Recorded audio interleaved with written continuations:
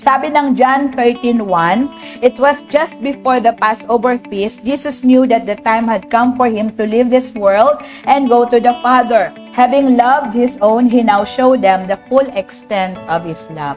At pag dinerecho po natin yung reading nito, ito po yung hinugasan ni Jesus, yung paa ng kanyang mga disciples. In the humblest way, na paglilingkod. Considering Jesus is God, but he stooped down to wash the disciples' feet. Imagine niyo, no? Even before Jesus met Judas, the one who will betray him, alam na ni Lord anong gagawin ni Judas sa kanya. Pero still, pinugasan pa rin ni Jesus yung paa ni Judas. Why? Ganun yung kanyang paglilingkod. Hindi sa kung ano yung balik nito sa kanya, pero kung ano yung maitutulong niya sa kanyang mga disciple. Habang tayo po ay nakatayo, magkakaroon po tayo ng scriptural reading, and we will be reading Matthew chapter 20, mula po verse 20 hanggang verse 28. So let's all together read the Word of God. Amen. So sabi po dyan, let's all together read Matthew 20, 20 hanggang 28. Then the mother of Zebedee's sons came to Jesus with her sons, and kneeling down, asked a favor of him. What is it you want? He asked. She said, grant that one of these two sons of mine may sit at your right hand and the other at your left in your kingdom. You don't know what you are asking. Jesus said to them, can you drink the cup I am going to drink? We can, they answered. Jesus said to them, you will indeed drink from my cup, but to sit at my right or left is not for me to grant. These places belong to those for whom they have been prepared by my Father. When the 10 heard about this, they were indignant with the two brothers. Jesus called them together and said, you know that the rulers of the Gentiles lord it over them. Not so with you. Instead, whoever wants to become great among you must be your servant, and whoever wants to be first must be your slave. Just, verse 28, let's all together read. Did not come to be served, but to serve, and to give his life as a ransom for many. And the Lord has blessed the reading of his word. Palakpakan po natin ng Panginoon. At tayo po ay makakaupo na sa presensya ng Lord. God is good. And all the time. Ayan, isang maulang umaga sa inyong lahat. Pero salamat dahil kahit masungit ang panahon. Bakit nga ba masungit pag umuulan? Ano? Bakit ang term masungit? Kasi hindi mabait. Ayan, kahit masungit ang panahon, salamat because you still chose to be here. Amen? Kaya, kamayan mo yung katabi mo, sabihin mo, congratulations. Ika'y pinagpala na ng Panginoon. Ayan. At kahit ang ating ilang mga kapatid ay nanonood from our live stream, hello, hello sa inyong lahat. And welcome sa second service ng Jesus is Lord, San Marcelino, Malate, Manila. Tayo po ay live ngayon along 1832 San Marcelino Street, Malate, Manila. Kaya kung kayo po'y malapit lamang, diyan lang kayo sa paligid-ligid. Every Sunday po ay ini-invite namin kayo to join us physically, face-to-face. And meron po tayong 3 services kada linggo. Una po ay 7:30 in the morning. At ngayon po yung second service, 10:30. At mamaya po, 2:30 ang atin pong youth service o third service. At naniniwala po tayo sa pangako ng Panginoon na kung uunahin natin ang kanyang kaharian at ang kanyang katwiran, lahat ng ating pangailangan ay pagkakaloob ng Panginoon. Amen po? At yun nga, ito ay bilang tugon sa utos ng Lord, one of the 10 commandments, na huwag kalimutan ang pagngingilin o pagsamba pag-araw ng linggo. So thank God may Sunday, a time for us to rest and be with our family. Pero more than that, it is the time na magbalik tayo sa Panginoon, magpasalamat sa isang buong linggo na tayo iningatan. Amen? At habang nandito tayo para magpasalamat, pangako naman ng Lord, aalis tayo sa kanyang gawain, punong-puno ng biyaya at pagpapala na magagamit naman natin sa panibagong linggong darating. Kaya po, hindi lugi ang pumupunta sa church kada linggo. Amen po? Dahil wala tayong gagawin para sa Diyos na mawawalan ng kabuluhan. Bagkus, sigit sa kaya nating ipanalangin, ang pagpapalang kayang ibuhos ng Panginoon. Amen po? At ngayon ang unang linggo ng buwan ng Setyembre, so months na po, kaya marapatin yung batiin ko kayo. Isa sa mga mauunang babati sa inyo, Merry Christmas! Maligayang Pasko, kumanta na si Jose Marichan.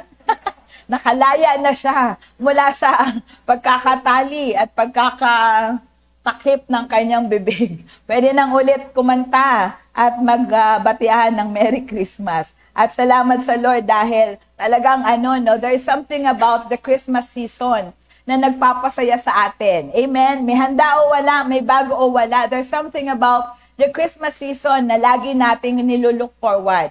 Dahil ito ay pag-alala ng kapanganakan ng ating nag-iisang tagapagligtas, ang ating Panginoong Jesus. Amen po? Palakpakan nga po natin si Lord. Hindi man talaga ito yung tunay na birthday ng Lord. Walang clue sa Bible eh. Buti yung kanyang death, yung kanyang kamatayan, may clue. Kasi He died during the Passover feast. So merong pagtansya kung kailan yung kanyang kamatayan. Pero yung kanyang kapanganakan, walang malinaw na description for the date and even kung kailan talaga. At kagaya nga ng kwento ko kanina nung first service, natanong yan ng papa ko. Kasi yung papa ko yung unang nagpastro sa pamilya. One time daw nagpe-pray siya, Lord, bakit nga ba walang petsa kailan ka pinanganak? Kasi yung December 25, may pagan origin yan. Paganong kasaysayan. So ang sabi daw ng Lord sa kanya, ang mahalaga, ipinapanganak ako sa bawat puso ng mga taong tinatanggap siya as Lord and Savior. Amen? Kasi po yung puso natin parang sabsaban, madumi, mabaho, madilim. Pero doon gustong pumasok si Jesus. Amen? Revelation 3:20, kumakatok siya sa pintuan ng ating puso. Ano yung kanyang pagkatok, mga salita ng Diyos na dapat pinapakinggan natin kasi ito yung pagkatok ng Panginoon at hindi mo lang dapat pinapakinggan, ipinapasok mo sa iyong puso. At ang sabi ni Jesus, pag pinapasok mo siya, mananahan siya doon, titira siya doon, kaya hindi ka na mag-isa sa pagtahak mo sa buhay. Amen? So if you can remember when was the first day, when was that time na tinanggap mo si Jesus as your Lord and Savior, yung totohanan, ito yung birthday ni Lord sa'yo. Amen? Kaya kung nagsa-celebrate ka ng physical birthday, celebrate mo rin yung spiritual birthday. Kasi ito yung birthday ni Jesus sa puso at buhay mo. Amen po? Malakas nga pong palakpak sa Panginoon. At dahil pinatira mo na siya sa puso mo, nananahan siya sa'yo, ay mas maganda pa na italaga mo na ang iyong buhay sa pagmamahal at paglilingkod sa Panginoon. Kaya po ang ating tema ngayong buwan ay Arise and Build a Service-Oriented Ministry. Sabihin nyo nga po yon, Arise and Build a Service-Oriented Ministry. Tayo daw po ay bumangon at magtayo ng isang ministeryo na ito po ay allotted sa paglilingkod. Paglilingkod sa Diyos at paglilingkod sa ating kapwa. Ang nilagay po ng Lord sa akin, nakahiga pa ako noon nung mag-aaral ako, nakahiga pa ako, may nilagay ng passage of scriptures ang Lord sa akin. Hinanap ko na lang kung anong chapter, kung anong verse, kung anong book. At yun nga yung nakita ko sa Matthew 20-28, yung conversation ni Jesus with the mother of James and John. So si James and John, pinakilala ng mga anak, magkapatid po si Santiago at si Juan. Ang tatay nila, pinakilala kung sino, si Zebedee. Pero yung nanay, hindi pinakilala Although may sinasabi yung Bible scholars na baka daw si Salome or one of the Marys, kasi maraming Marys sa Bible. Pero nonetheless, ang sabi lang dito, the wife of Zebedee o kaya the mother of Zebedee's son. Mga anak ng, ina ng anak ni Zebedee. Inaano pa yun sabihin. Anyway, so, etong si Zebedee na may dalawang anak, yung nanay, ang lumapit kay Jesus. Ang gara nga, no? Kasi, sabi ng verse 20, the mother of Zebedee's sons came to Jesus with her son. So, kasama yung nanay at dalawang anak. May chaperone, ano? Tapos, eto pa, kneeling down, lumuhod pa, and ask a favor from the Lord. Ano ang gusto, sabi ni Jesus? Alam niyang may pakay. Anong gusto mong gawin ko sa'yo? Sabi niya dun sa nanay. Sabi nung nanay, grant that one of these two sons of mine, marapatin mo, Jesus, na sa pagdating mo sa iyong kaharian, pagdating mo sa langit, etong dalawa kong anak, uupo sa kanan at sa kaliwa mo. Gara nung request ng nanay, no? Talagang nanay will do everything for their children. Walang masama doon. Amen ba? Tayo nga, yung mga magulang, no, gustong first yung anak ko. Dapat yung anak ko number 1. Lalo na ang maganda nga sa langit, iniisip na yun ng nanay ni Zebedee na. So, ang gara lang nung desire nung nanay ni Zebedee.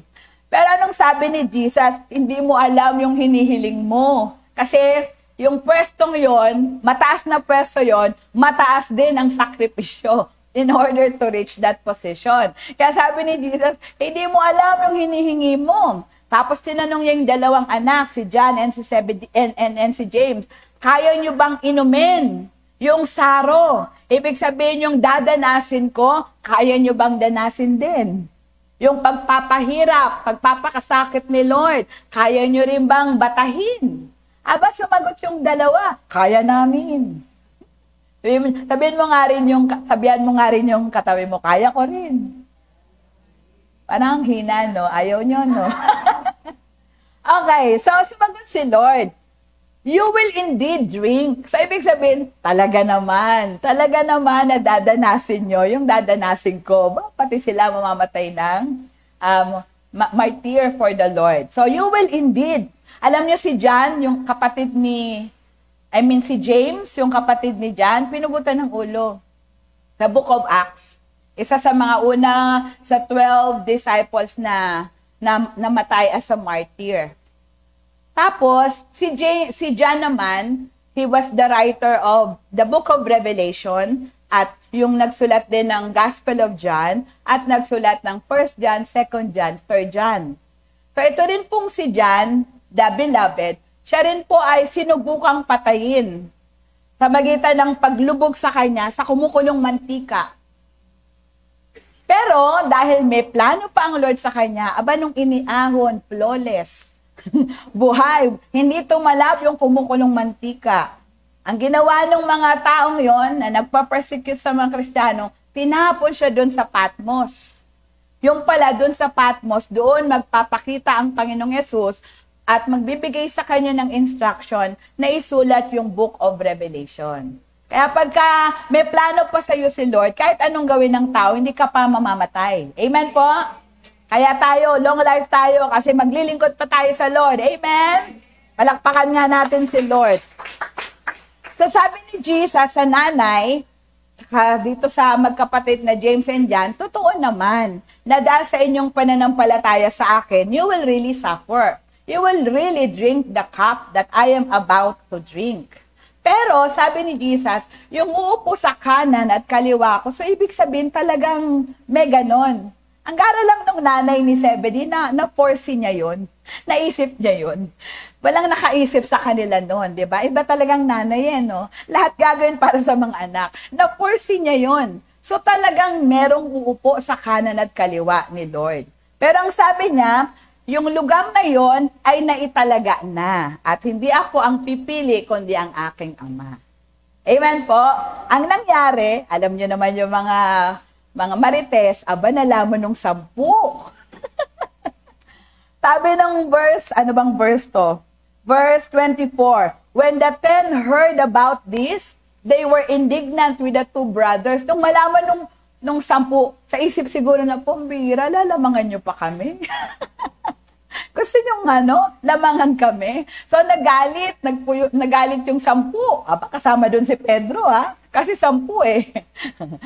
Pero ang ginawa ni Lord, imbes na patulan at dagdagan pa yung sermon doon sa 2 at susugan yung 10, ginawa niya yon for another sermon, for another teaching, para doon sa 12, at hindi lang pala para sa kanila, kundi para sa atin. Amen po? So, ang sabi ni Jesus, tinawag silang lahat, halika kayo mga disipulo ko.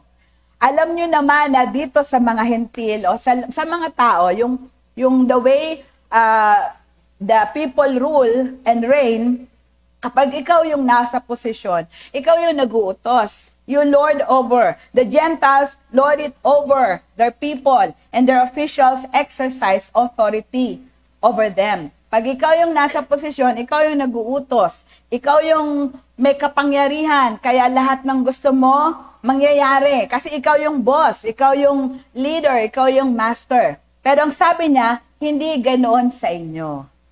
Hindi ganoon sa aking kaharian. Hindi ganoon sa katulad nyo ng mga disipulo ko. Instead, whoever wants to become great among you must be your servant. Kung gusto nyo kayong maging pinakadakila, kayo dapat ay lingkod ng lahat. And whoever wants to be first must be your slave. And then he ended by saying, kagaya ng, just as the Son of Man did not come to be served, but to serve and to give his life as a ransom for many. Ganda po, palakpakan nga po natin ng Panginoon. So sa introduction, this same passage, actually 2 yung pinagpilian ko. Kasi nga, di ba sabi ko, nakahiga pa ako, pagising pa lang ako, may nilagay na ang Lord na verse sa isip ko. Kaya pagbangon ko, diretso na ako dun sa aking, study table ba? Pero dun din kasi ako kumakain eh. Study table and table. So, ako na yung aking laptop, kasi diretso ako eh. Pagka nagagawa ng teaching, ala ng scratch paper, diretso na doon. Hinanap ko na lang yung scriptures. So, meron akong app sa Bible na itatype mo lang yung mga verse, yung kahit isang word lang. Tapos, magsasabi na siya saan yung mga verses na yon. Pero ang ginawa ko rin pala, kinuha ko yung Bible at nag-browse na ako. Kasi alam ko meron siya sa Matthew. At meron para din sa Luke. So, kinumpare ko, alin dito gagamitin ko, Lord? Matthew or Mark? Di pala Luke, Mark.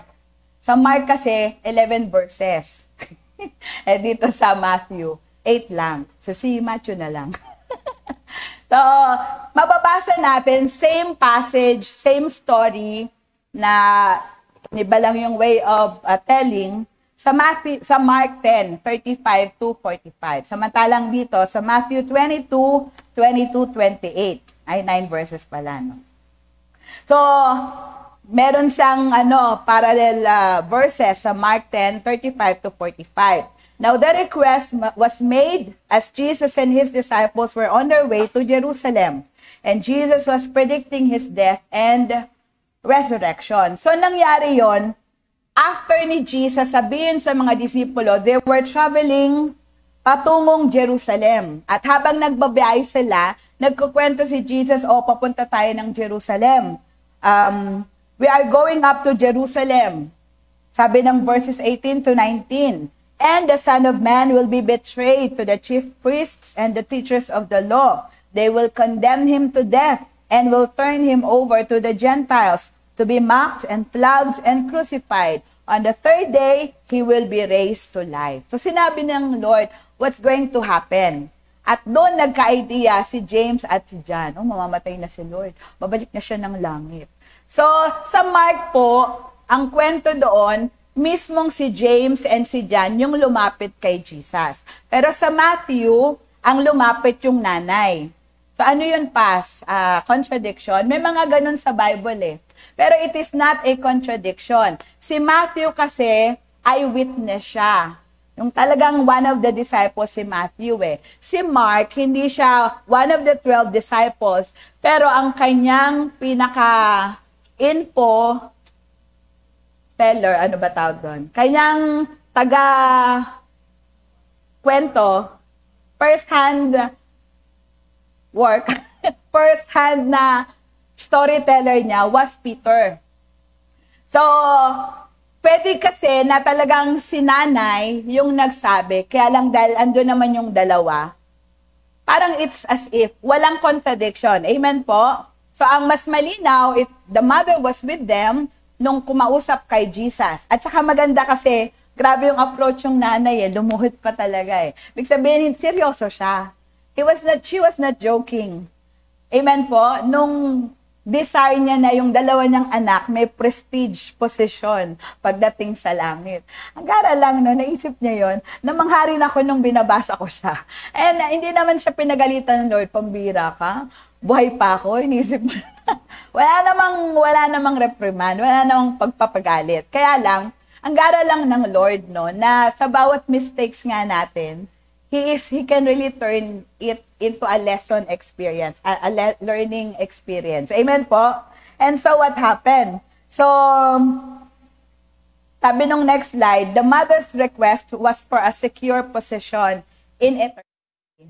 Gara lang, Pero si Jesus, He used the situation to teach His disciples na sa kanila, hindi katulad ng kalakaran ng mundo. So, sa mundo, prestige, honor, position, authority, at daming nagpapakamatay at pumapatay just for position, for power, for authority. Pero hindi ganito ang sistema sa kaharian ng Diyos. Amen po? So, Jesus used the situation to teach His disciples that theirs is a service-oriented ministry at hindi sila maliligaw dahil Jesus is the perfect example kung paano yung service-oriented ministry. Because si Jesus mismo, sinabi niya, kagaya ng anak ng tao, hindi ako naparito para ako'y paglingkuran, kundi ako'y naparito para maglingkod at ibigay ko yung buhay ko para sa nakararami. Palakpakan nga po natin ng Panginoon. So, mula sa verse na ito, simple lang ulit itong teaching na ito, pero ang sarap lang na mapaalalahanan tayo na with this topic na meron tayo, lalo pa tayong mag-desire to serve the Lord. And this time, lalo tayong maging sure na tama yung motibo natin, pati yung kaparaanan natin ng ating paglilingkod. Especially when we put Jesus before us para siya yung ating pattern, siya yung ating model, siya yung ating example. Isang verse lang pero 3 points yung nilagay ng Lord sa heart ko. Una, Jesus Christ came to serve. So ano ang picture ng service-oriented ministry? It was seen in the life of Jesus as He came to serve. Sabi nyo nga po, Jesus Christ came to serve.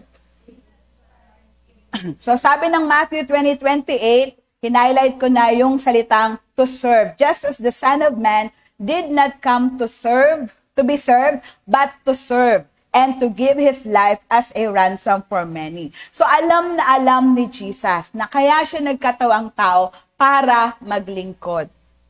Ang gara lang nung nagtuturo sino ba yung nagtuturo? Basta habang may nagtuturo kahapon sa Garay, na-imagine ko, ay si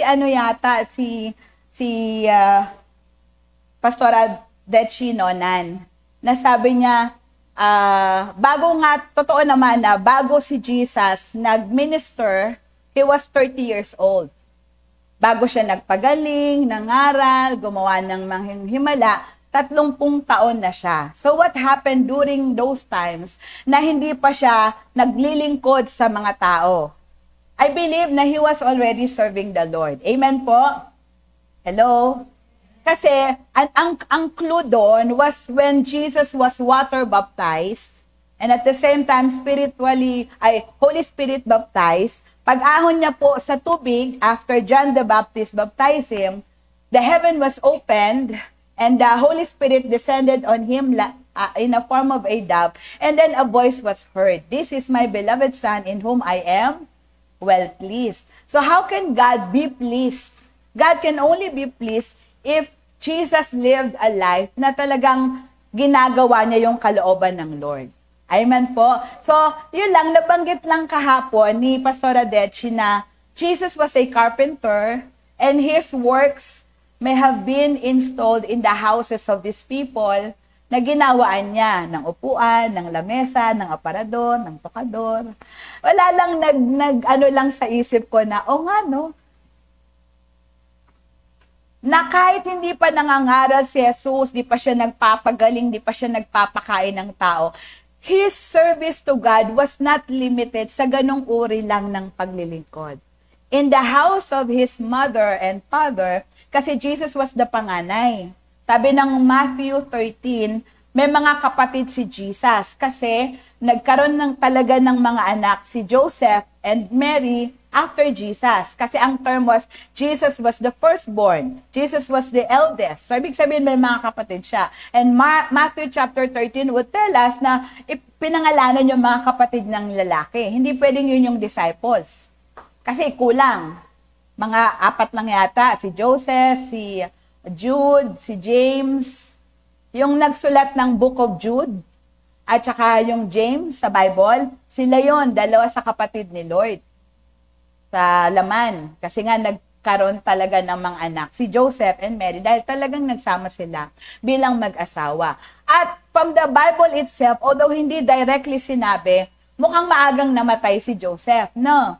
Kasi nung nagtuturo na si Lloyd, walang mention of Joseph, unlike kay Mary, may mention pa yung pangalan niya. So, ibig sabihin, maagang namatay si Jose, yung tatay. Sa Israel, pag talagang namatay yung tatay, pag namatay yung tatay, ang magte-take over ng responsibility was the panganay na anak. And Jesus was the panganay.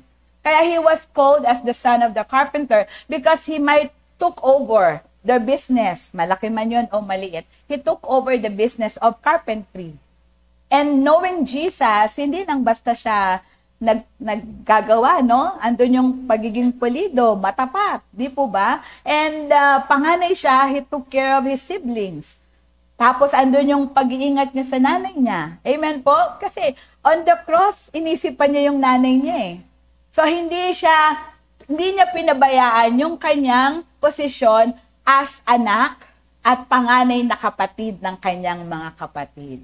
Kaya naman, may ganong litanya si God the Father when He said, "This is my beloved Son, in whom I am well pleased." So the life of Jesus, even prior to Him serving people, ay nakatuon na talaga sa paglilingkod. Amen po? Palakpakan nga po natin ng Lord.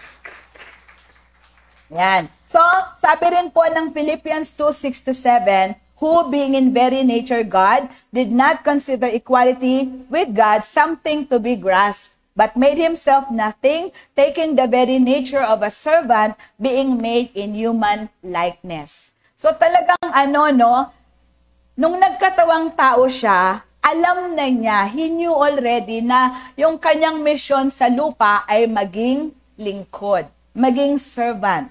Alam niya na hindi siya pumunta rito para maging hari. Although, di ba, siya ay binisita ng mga pantas or ng mga wise men. And he was given gold, myrrh, and frankincense. Kasi kinikilala siyang Diyos, kinikilalang hari, at kinikilalang tunay na tao na mamamatay later on. Pero alam ni Jesus na although He is the only begotten Son of God, He came here as a servant. At hindi niya yon inalintana. Sabi diyan, He did not consider equality with God something to be grasped. Kumbaga yung position of being the only begotten Son of God ay walang tataas doon. Amen po? Kahit papantay, walang papantay sa posisyong yun. He could have took hold of it. Sabi doon, hindi niya ito hinawakan. Hindi niya ito grinasp. Kundi binitawan niya, nagkatawang tao, at sa kanyang pagkakatawang tao, ang itsura niya, ang kanyang aura is that of a servant. Amen po? Being made in human likeness, mula sa pagiging Diyos na He owes everything and He is independent of no one. Nung siya'y naging tao, naging dependent siya sa nanay niya. Siguro umiyak din siya no pagutom. Tapos nagwiwiwi siya, nagpupupo siya, at yung nanay niya yung naglilinis. Di po ba?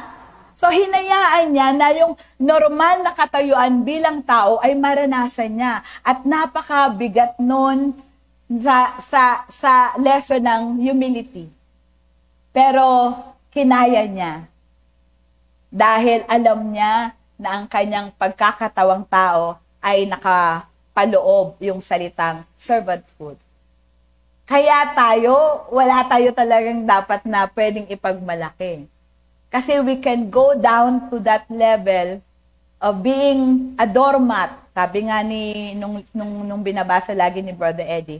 Kasi we have a model na pwede nating gayahin.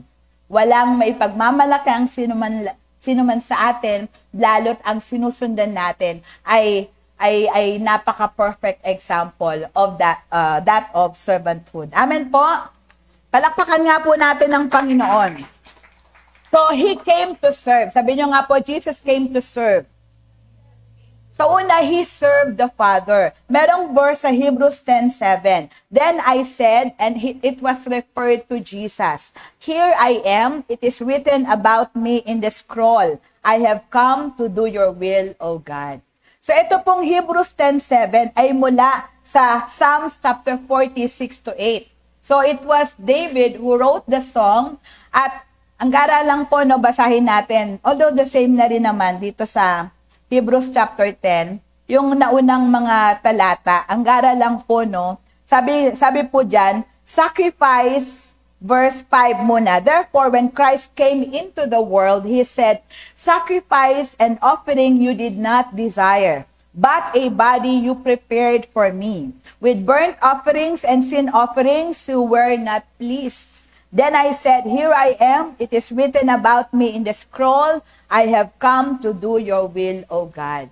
So, nirefer ito na hindi lang awit ni David, kundi it was a messianic psalm, awit ng Panginoong Jesus. Na doon sa langit, kitang-kita ni Jesus yung instruction na binigay ni God kay Moses, na everyday dapat merong hayop na kakatayin, yung dugo ipapahid, doon sa, or iwiwisik doon sa altar, sa loob ng templo, may sacrifice in the morning, may sacrifice sa gabi, merong weekly, merong monthly, merong quarterly, merong yearly.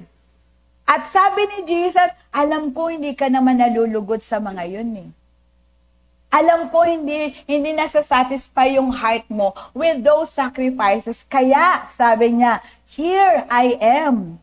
Sa katawang inihanda mo. Ibig sabihin, bago pa nilalang ang lahat, nakaplano na yung gagawin ng Ama. And here was Jesus saying, sige Lord, let your will be done. No resistance. I came to do your will. Kahit alam niya na kung paanong kinakata yung mga hayop, ganun din yung gagawin sa kanya, He voluntarily and submissively said, here I am. As it is written in the scroll, I have come to do your will, O God. Amen po? Palakpakan nga po natin ang Panginoon. So, Jesus came to serve. Una, the Father, para hindi na ma-stress si Lord, no, sa mga animal sacrifices. Kasi may mga scriptures talaga na, sa palagay nyo ba, natutuwa ako sa mga animal sacrifice na yan. Pero those were temporary so that men can experience the presence of God. Pero salamat kasi Jesus voluntarily and submissively presented Himself so that God's justice will be fully met together with His grace of love and mercy. Amen po? So, Jesus came to serve the Father. So, habang inaaral ko nga ito, natapos ko na, nung bigla kong naalala, dapat pala Jesus served His family. Bago yung pangalawa. So, isisingit ko na lang, kahit di ko na nabago yung PowerPoint. Jesus came to serve the Father, pero pangalawa, Jesus served His family. He served His mother. He served His father. He served His sibling. Pag binasa nyo yung James at saka yung Jude, ang gara lalo na yung James, full of wisdom. Sa palagay nyo, kanino magmamana si James? For sure kay Jesus. Kuya niya si Lord eh.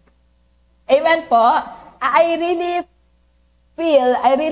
think na ang ganda ng relationship. Hindi naman sila inabandon ni Lord eh. Ang nababasa lang kasi natin sa Bible, Jesus was with his disciples.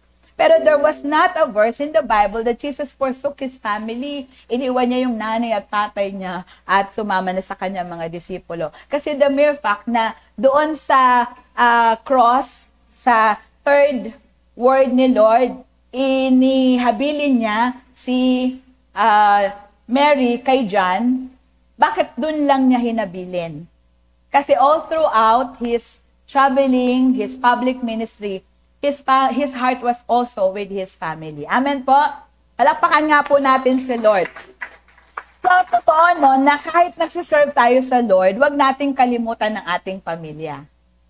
They can still be objects of our service. Amen po? Ang patakaran sa Jael, no, is God, family, and ministry. Kaya, sabi nga, merong isang pastor na nag-pray daw sa Lord kasi ang gara nung kanyang ministry, it's growing, it's extending, 'di ba? Nalago yung kanyang ministry. Kaya lang yung family niya medyo nagkakaroon ng problema. So, he was praying to God na parang sinisisi niya ang Lord na, bakit mo kasi ako tinawag? Nakalimutan ko tuloy yung pamilya. Parang gano'n, parang sinisisi niya si Lord. Sabi nun, parang nabasa ko yata ito Sabi daw nung Lord sa kanya, in a dream or in impression, anak, tinawag kitang magpastor. Pero hindi ko inalis yung calling mo as the father of your children. It's just a matter of balancing. At merong verse sa Bible, nung sinabi ni Paul, either kay Timothy, yata yon kay Timothy na, if you cannot handle your family, your household well, if you cannot manage your household well, how can you manage the church of God? So, hindi inaalis ng Lord yung responsibilidad mo sa loob ng pamilya kasi gagamitin ka sa church. Hindi yun inaalis. Amen po? You still have your responsibility kung ikaw ay anak, ikaw ay asawa, ikaw ay magulang. Hindi yun inaalis ng Lord kahit mag-serve tayo sa kanyang gawain. Amen po? Dahil ang una dapat na nagte-testify that we are God's servant is yung ating pamilya. Kung itong pamilya mo ay depende siguro kung unbeliever sila, pero kahit na unbeliever, they should see the Lord in your life when you are at home. Amen po? Pero lalo na pag Kristiyano sila. Kasi nga, lalo na noon, yung mga patotoo na may mga batang nako-confuse. Kasi babiyahe yung mag-asawa, no? Yung pastor, yung tatay, yung nanay nasa tabi, no? Nagbabangayan habang nagbabiyahe. Nag-aaway. Yung mga anak nandun sa likod. Pagkatapos, nung malapit na sa church, nagbago yung mukha. Nagko-confuse yung mga bata, ba't ganon? Bakit pag nasa church ang bait? Pero pagka sila lang, ang gulo ng bahay, so it caused confusion. Amen po? Hindi inaalis ng Lord yung responsibility natin sa loob ng tahanan kahit pa meron tayong activity sa church. Because yung bahay natin is an extension of our services to the Lord. Amen po? Palakpakan nga po natin si Lord.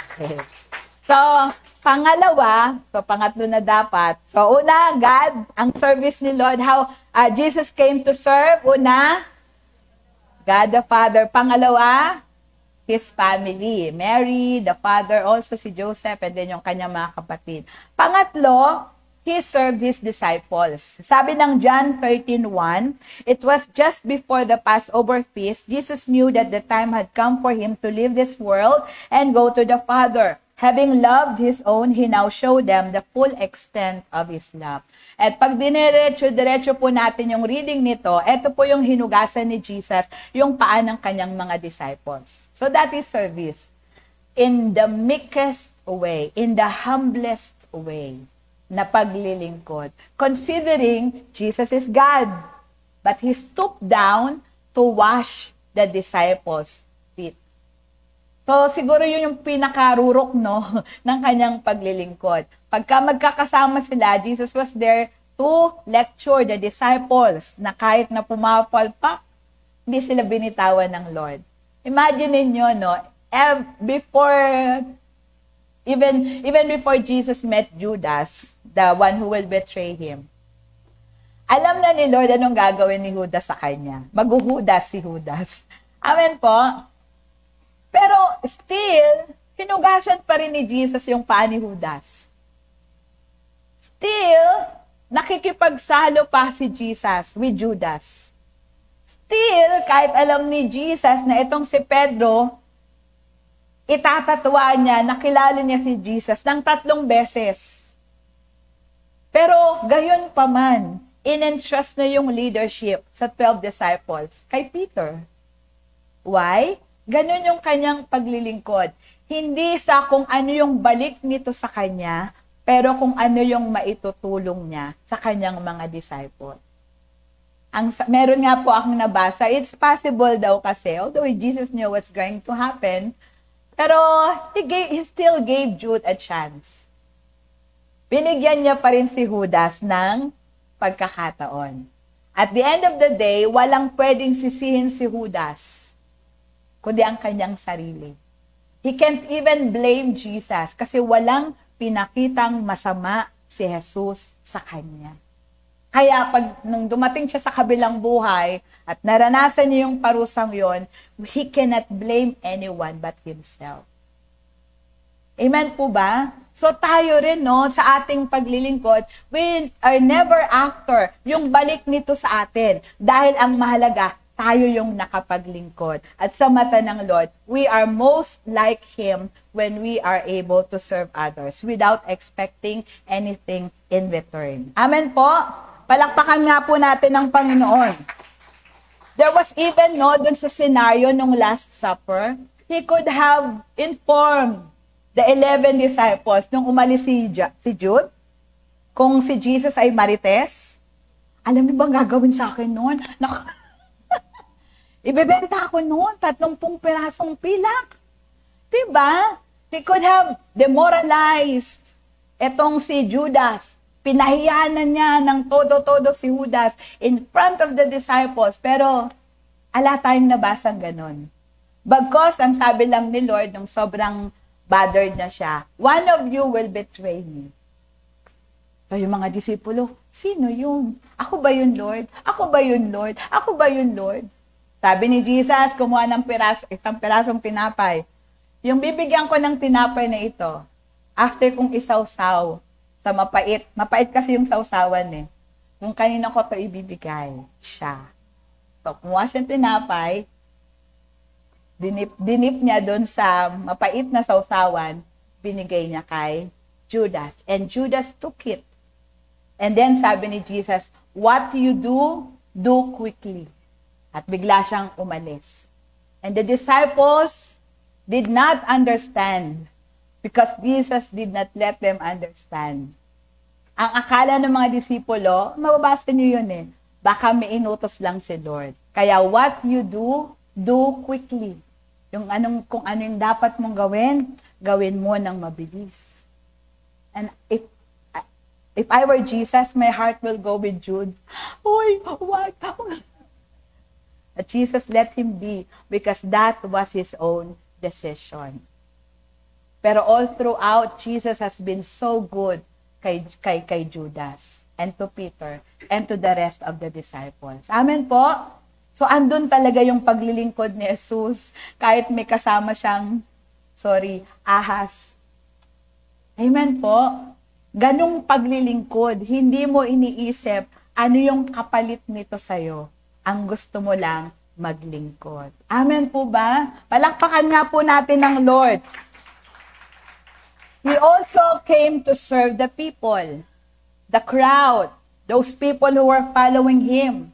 Whether they are just following for the miracles or following because they were fed, kahit walang commitment, kahit palitaw, lulubog, lilitaw, kahit Zimbabwe, Simba, uuwi, kahit may hypocrisy, kahit pangibabaw lang, Still, He served them.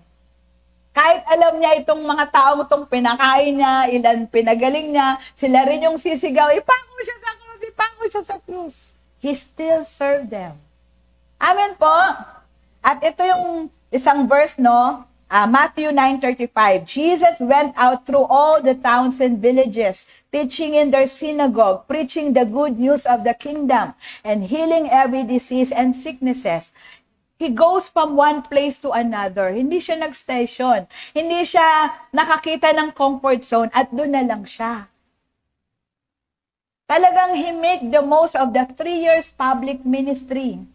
He was not there to be felt comfortable. Na, ay, gusto na ako ng mga tao dito na ako. Hindi. He was not after comfort. He was after serving others. Amen po? So He went from one town to another, from one village to another, preaching, teaching, healing. Kung ano yung need ng tao, He was there for them. Amen po ba? Palakpakan nga po natin ng Lord. Yung isa pa po, no, at ito, something talaga na ang sarap-sarap balikan. Matthew 14. Sa Matthew 14, nabalitaan ni Jesus na si John the Baptist, yung kanyang pinsang buo, ay pinugutan ng ulo. Upon knowing that, sabi ni Jesus sa mga disciples, tara, punta tayo sa isang solitary place. Gusto niyang mapag-isa. It came out of His mouth. Tara, punta tayo sa kabilang ibayo at tayo magpahinga. Let's take some rest. Kasi emotionally, namatayan siya. Physically, ako kung makarating kayo sa Israel, mapapagod kayo. Bakit? Kahit na nakabus kayo. Lahat ng mga importanteng mga lugar, lalakarin nyo mula sa bus. Kami nga napagod eh. Meron ngang na-high blood eh. Ilang minutong lakaran lang yun. How much more si Jesus? From one town to another, from one village to another. Kala natin ganun lang kalapit. Ang layo pala. Lalo na nung unang panahon, walang magandang terrain, walang magandang lakaran. Pero yun yung gawaan ni Lord, from one place to another, punta siya dito, punta siya doon. There was a time, di ba, namatay si Lazaro. Andun siya sa malayo, 2 days journey. 2 araw na paglalakad. Yung distance from Bethany to where Jesus was. Hindi sumama si Lord kasi alam niya, kahit dumating siya, patay na. So, nagbilang pa siya ng ilang araw kasi hinahunting siya sa Bethany. Gusto siyang patayin. Pero to minister to, siguro, alam ng Lord, iyak ng iyak si Maria, si Martha. Hindi niya na makontain. Amen po? 2 days journey yung distance ni Jesus from Bethany. Tapos alam ng Lord, it would be risky kung pumunta doon si Lord kasi gusto na siyang patay ng mga tao.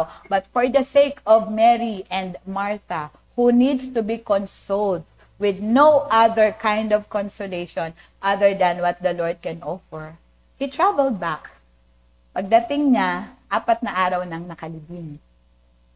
And there was the shortest verse in the Bible. Jesus wept. Kasi sobra niyang naramdaman yung pain of losing someone na wala naman talaga sa original plan ng Panginoon. Jesus wept over a dead person. Jesus wept because He saw the pain in the heart of Mary, na kapatid ni Martha, na kapatid ni Lazarus. At He was filled with compassion, binuhay niya si Lazaro. Amen po. Palakpakan nga po natin si Lord. Even at the risk of His own life, pwedeng mamatay siya before crucifixion kasi gusto nga siyang patayin ng mga tao. Pero He came to minister, to serve the people, kahit at His own risk. Amen po. So, dito sa Matthew 14, balikan ko. So, gusto niya mapag-isa. So, sumakay sila ng bangka patungo sa kabilang ibayo. So, yung mga tao, nakita si Lord na sumakay at alam nila kung saan pupunta. Inunahan nila si Lord. Pagdating ni Jesus, pagbaba niya ng bangka, ando na yung mga tao. At sabi ng verse 14, when Jesus landed and saw a large crowd, He had compassion on them and healed their sick.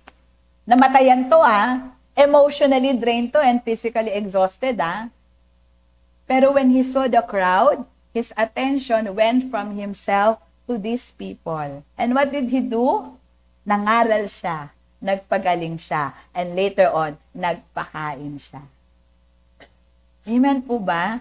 Nung tapos na siyang nag-minister sa tao, tapos na siyang magpagaling, mangaral, at magpakain, dinismiss na yung crowd, doon pa lang siya nag-pray kay God the Father. At pinauna niya yung mga disipulo because He really wants to be alone. But He became alone with the Father after ministering to all these people. Amen po ba? Palakpakan nga po natin ng Lord. So this was Jesus. He really came to serve the Father, His family, the disciples, and the people who are in need of Him. At napakagandang tularan natin siya na kung may nangangailangan sa atin, wag nating ipagkait yung ating presensya, yung ating tulong, because that is what we are called for. We are in a service-oriented ministry. Amen po ba? Palakpakan nga po natin si Lord. Pangalawa, Jesus Christ came to sacrifice. Sabi rin yan ulit ng Matthew 20:28, hinalight ko yung to give His life as a ransom to many. Talagang sakripisyo. As in, kung paanong nakita ni Lord from heaven how these animals were being killed, pinapatay. Lagang kakaawa. Pero alam ni Lord, yun yung kanyang gagawin. He will sacrifice His very life. Amen po. And He did not back out. Hindi niya inudlot yung plano ng Lord. Doon sa Garden of Gethsemane, He prayed, Lord, if it is possible, wag na tong mangyari. Wag ko nang isakripisyo yung buhay ko. Kung pwede lang.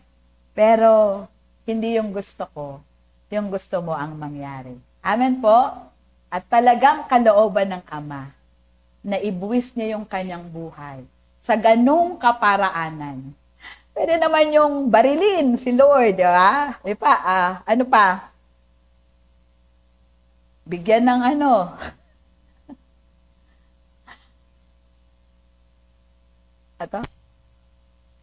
tataas. pwedeng bitayin si Lord. Yung yung konting sakit lang. Hindi pa kasi uso nun yung baril no? Pwedeng lang yung sakalin siya, batuin hanggang mamatay. Pwede na rin siguro. Pero hindi Iko-crucify siya. Na alam ni Jesus kung ano yung mararamdaman niya. Kaya doon pa lang sa Garden of Gethsemane, tagaktak yung pawis niya. Pero hindi tubig, kundi blood. Kasi extreme yung kanyang pressure, yung kanyang tension. Mind, heart, body, nagtitremble kasi kung ano yung kanyang mararanasan. But instead of backing out, He prayed. Let not my will, let your will be done. And then the Bible tells us, an angel of the Lord came and strengthened him. Why? Because he prayed. Hindi mahirap magsakripisyo. Hindi siya madali. Hindi madali ang magsakripisyo. Lalo't alam mo yung mangyayari. At alam din yun ng Diyos Ama. Kaya nga after Jesus prayed, He sent an angel to strengthen the Lord. Kaya tayo rin, pag nakakaramdam tayo na, Lord, ang hirap na pinapagawa mo. Gayahin mo lang si Lord. Mag-pray ka. Lord, pwedeng wag na lang.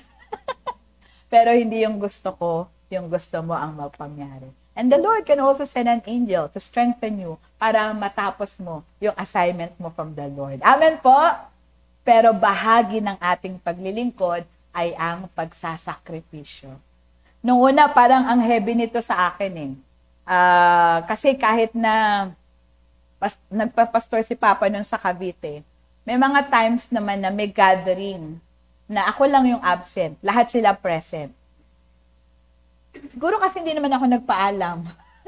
kaya, kaya, hindi ako inaalisan ng hindi ako nagpapaalam. Na pwede po absent ako sa Sunday, parang hindi ko siya ginawa. So, may mga times na wala ako, and I think that's one of those sacrifices.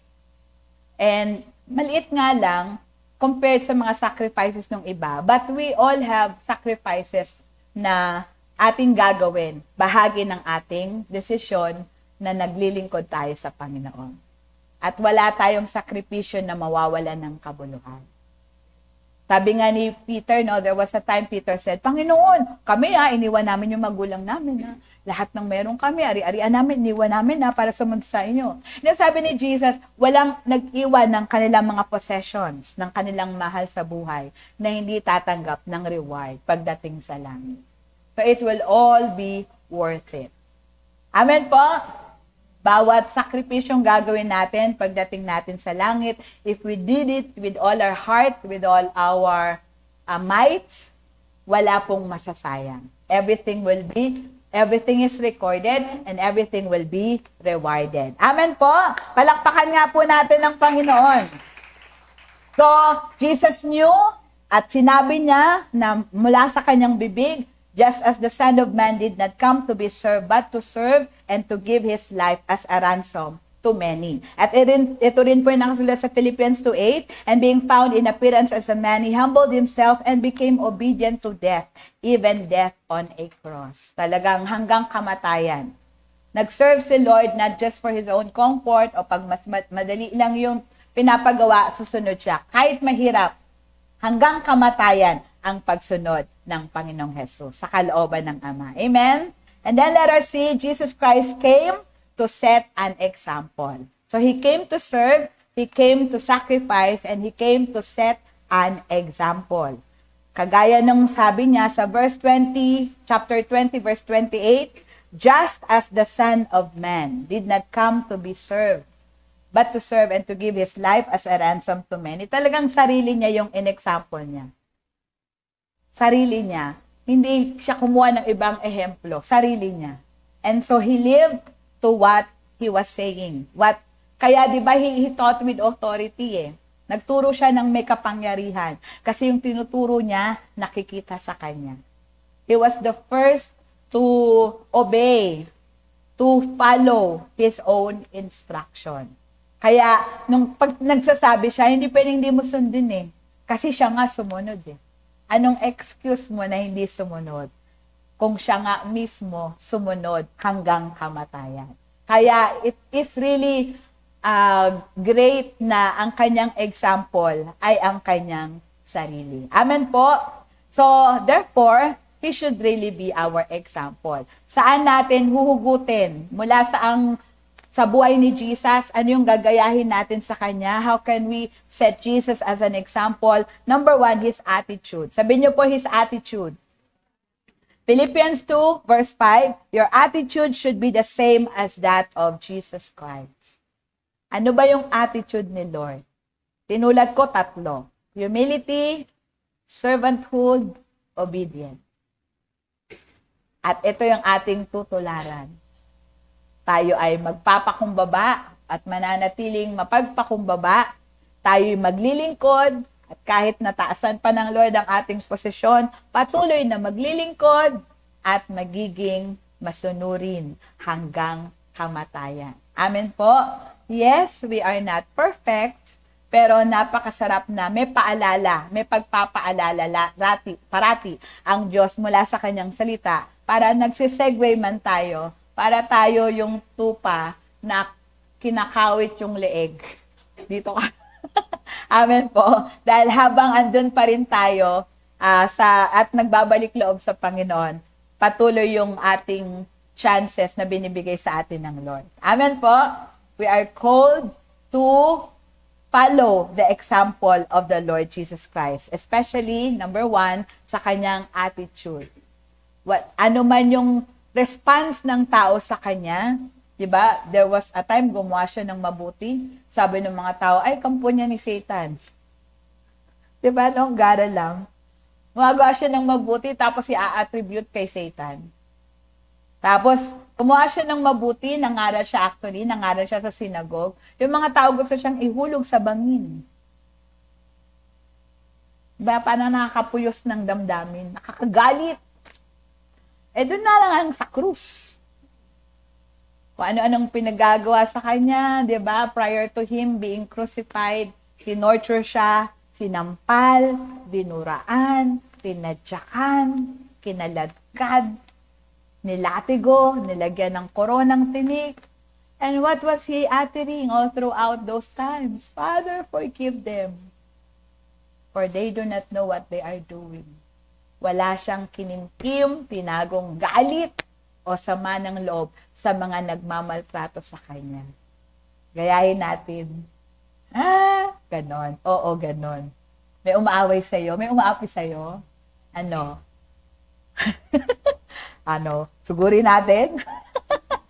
Panalangin mo na lang sa Lord. Patawarin mo siya, Lord. Di niya alam ang kanyang ginagawa. Amen po. And let God do His thing to these people, but not from your own hands. Kung kailangan batas ang humusga, batas. Pero hindi ikaw. Amen po. Palakpakan nga po natin si Lord. Pangalawa, His service. His service. At dun din, dun sa hinugasan ni Jesus, yung paan ng kanyang mga disipulo. After nun, sabi niya sa verse 15 and 17, I have set you an example. Talaga palang He made His life worth emulating.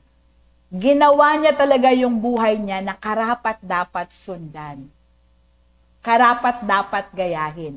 He really made his life na careful siya para yung susunod sa kanya, yung mga taong sumusunod sa kanya, can't help but really follow him. Kasi walang butas na makikita sa kanya. Amen po?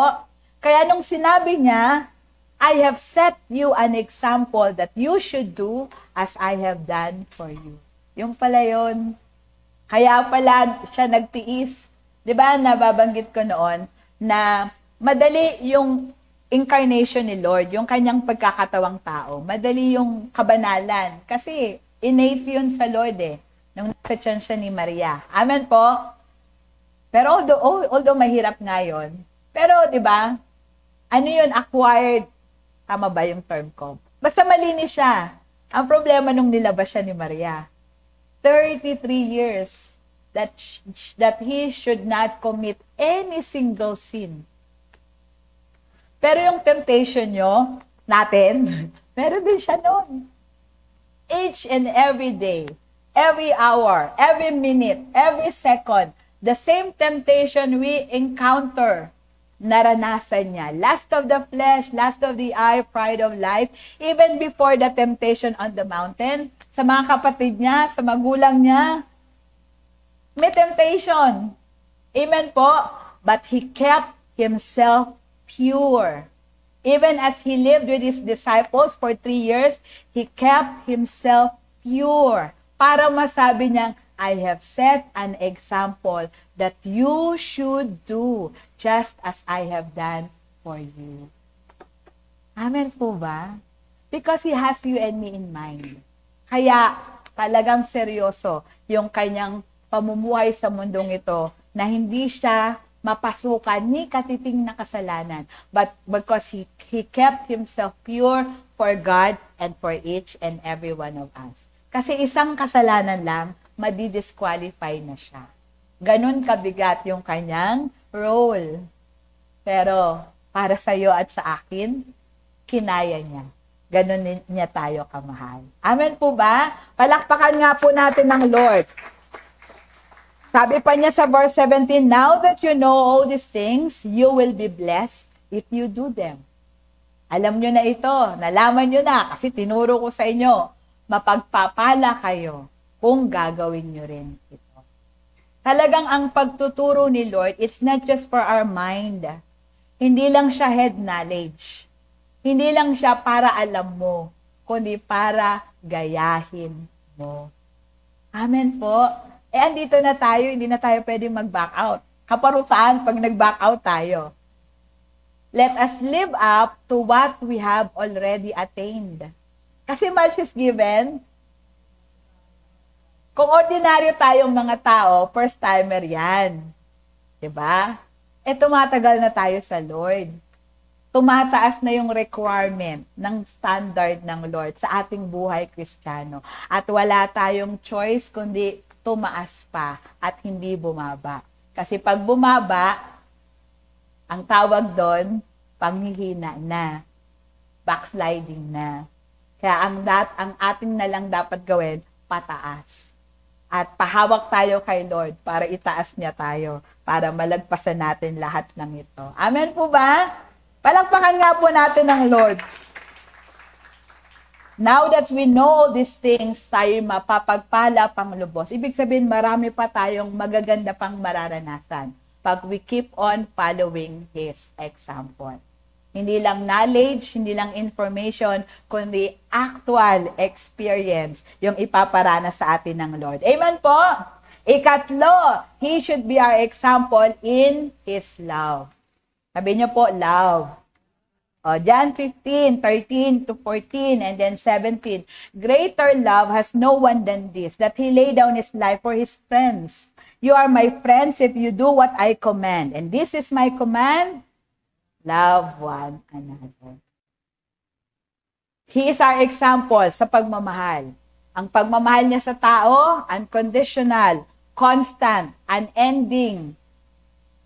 Regardless kung masusuklian natin yung love niya o hindi. He just keep on loving. He loved Judas. He loved Peter.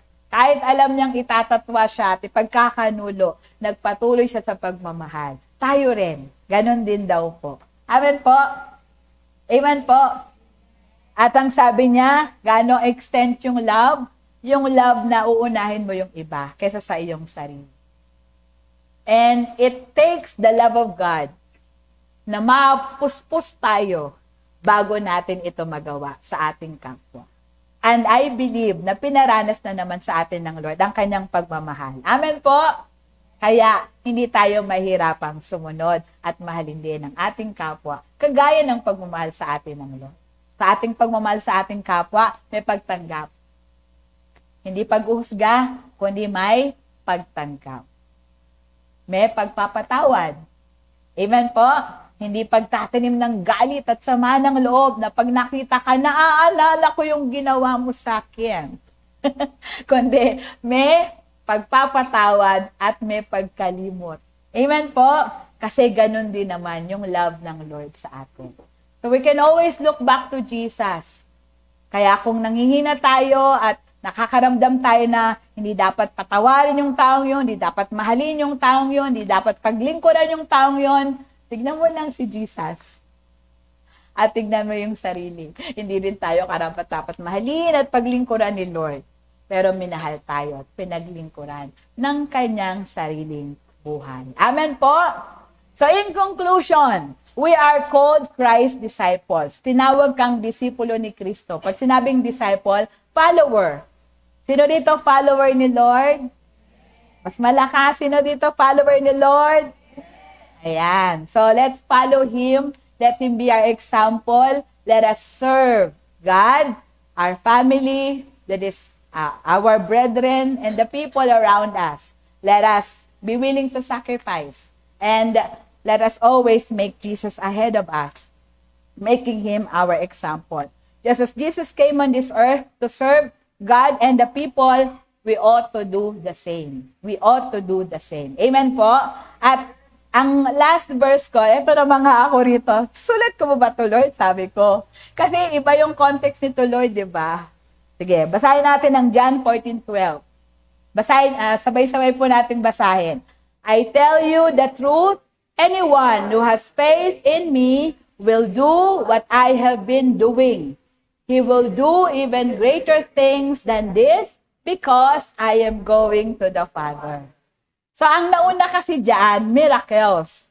Kaya kinukote natin ito na kung paanong gumawa ng himala si Jesus noon, magagawa rin natin na gumawa ng himala sa kanyang pangalan. At mas marami pa kasi nga 3 years lang yung kanyang public ministry, tayo ilang taon na. Amen po? So, mas marami in quantity yung pwede nating magawang paglilingkod sa Panginoon through ministering to people. So, miracles. Miracles. Ilan yung bulag na nakakita kay Jesus? Ilan yung pilay na nakalakad? Ilan yung patay na nabuhay? Ilan yung demon-possessed na napalaya? Mga pipit bingi na nakapagsalita at nakarinig. Ang dami nun, di ba? Pero sabi ni Jesus, if we have faith in Him, we can do more in miracles, in number, not in quality. Pero pinasama ito sa akin ng Lord to tell us na hindi lang yung mga miracles ang we can do more, but we can do more sa ating paglilingkod sa Diyos, sa ating pamilya, sa ating kapwa bago siya dumating. 33 years old lang si Lord nung namatay at muling nabuhay. Tayo, mas lumagpas na. Ako nga, 51 na nag-full time ako, 30 years old na Lumagpas na ako, no? Amen po? So, we can still do more in serving the Lord, our family, and our people. Huwag tayong magbilang. Huwag tayong mapagod. Hanggat hindi tayo kinukuha ng Lord, tayo still ay nasa service-oriented ministry. And it is a joy and a privilege to serve God and be His example. Making Him as an example, tapos ginagawa natin yung ginawa niya nung siya'y nagkatawang tao. Amen po ba?